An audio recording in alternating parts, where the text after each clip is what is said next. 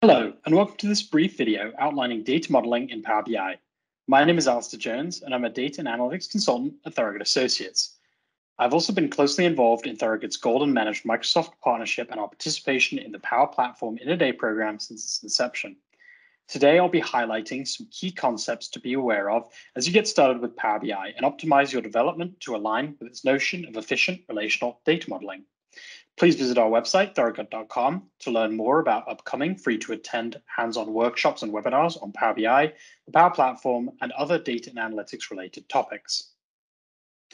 Many people getting started with Power BI come from a background of Excel and understand the concept of a table of data with columns containing descriptive information, such as names and addresses, as well as figures, such as sales, test scores, and populations that should be aggregated in various ways, such as by addition or average. These tables tend to contain various rows with rich information such that a user can scroll or filter and understand the context of a row or rows in isolation, with all of the descriptive information and figures pertaining to that record in one place, side by side. In the world of data modeling, this descriptive information can be referred to as attributes that fit into dimensions. For example, addresses may be an attribute of the customer table, and figures such as sales are measures that are part of a fact table. On this slide, I've captured several key terms to note. Please be aware that there are synonyms occasionally used for these terms. So dimension tables may be also referred to as reference tables, but generally it's important to understand the notion of dimensions and facts. Referring back to our flat Excel table containing a myriad of attributes and measures side by side, we can now explore what that table would look like when imported directly into Power BI. What we're now looking at is the model view of a Power BI report with that very Excel file imported directly as is.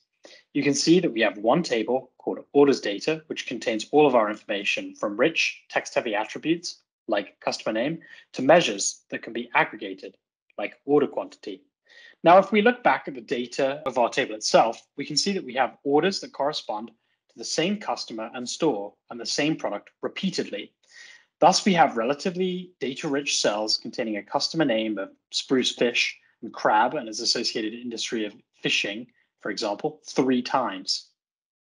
This makes sense, as any company selling a product is likely to sell a product multiple times and to sell to a given customer multiple times. If we were to start considering tables that are hundreds of thousands or millions of rows long, they're capturing daily orders across regions, for example, then storing repeated rich information on customers, products, and stores in that table becomes highly inefficient, costs us more to store, and can make our querying less performant. Thankfully, we have identifiers such as SKU for product and store ID and customer ID, which correspond to those attributes. As such, we can avoid the pitfalls of storing large, flat tables by introducing normalized relational data modeling. This slide shows what a normalized relational data model looks like in Power BI.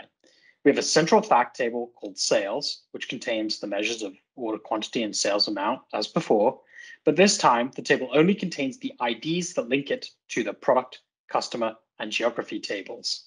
In these dimension tables, we only have to store data such as the text-heavy information of customer name and industry once alongside its unique numeric identifier.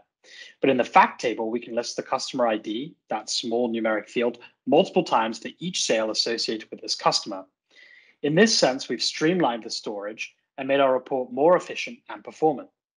Power BI data models are robust, can be refreshed and reused for other reports, so investing in a well-considered data model, such as this one, can go a long way. Some key concepts to note are listed on this slide. A normalized data model refers to this concept for relating tables more efficiently via identifiers, which serve as your key columns.